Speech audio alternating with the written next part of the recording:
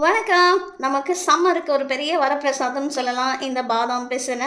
இதில நார்ச்சத்து அதிகமாக இருக்குது, தோல் வறண்டு போகாமல் பாதுகாக்குது, பாடி நம்ம உடம்போட டெம்பரேச்சரை குறைக்கக்கூடியது, நம்மளுக்கு அசிடிட்டியோ இல்லை அல்சரோ இல்லை மலச்சிக்கலோ இருந்தால் கூட இதை தாராளமாக எடுத்துக்கலாம். ஆனால் இதை வாங்கும்போது ஏன்னா இப்போ தான் மக்கள் அதிகமாக வாங்க ஆரம்பிக்கிறாங்க இல்லையா, ஓல்டு ஸ்டாக் சம்டைம்ஸ் இருக்க சான்ஸ் இருக்கும்.